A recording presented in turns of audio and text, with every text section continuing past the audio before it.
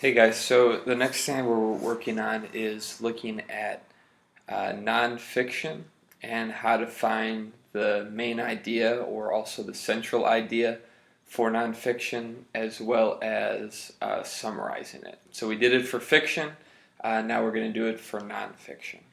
So here's what we're going to be looking at. So you should be looking at a sheet that looks like this.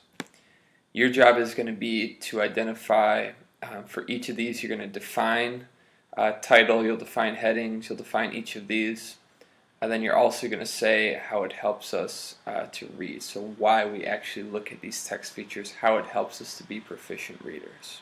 Okay? So here's your notes for that.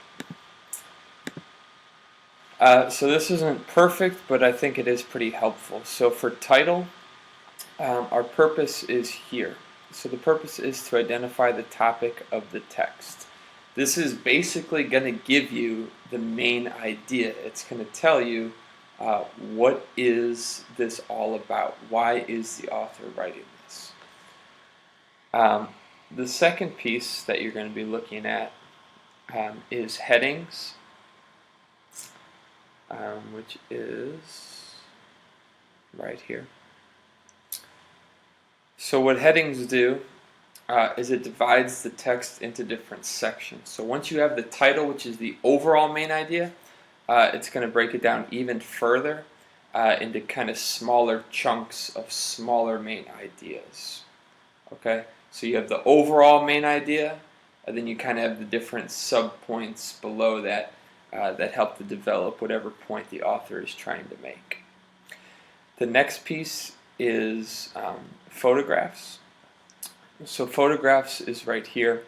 The purpose is to just kind of give the reader a picture of what it looks like. A lot of nonfiction you won't actually have experience with. You won't really know what it's about. You won't have experience where it happens, when it happens, what it looks like.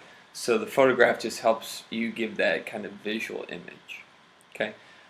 Captions then help to actually explain what the photograph or the picture is. So just putting a picture in there, you might not know what the picture is, but with the caption to explain it, you're much more easily able to connect why the author put that in there to help prove their central idea or to help develop the central idea. Okay.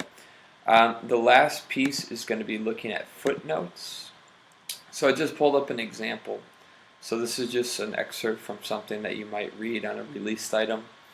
And for this, if you're looking, you see kind of all throughout, you have like the lee, and then if you go through, it has a 1 there, and if you scroll down, it tells you the definition of lee, the side of a ship. Okay, so this is how you use it. A lot of times authors will use footnotes to give you definitions of vocabulary.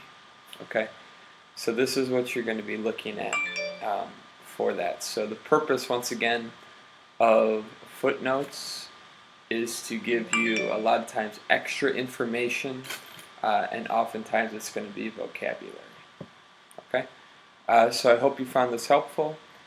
This is why you use text features. It's mostly to show you how the author is developing the central idea or the main idea. Okay.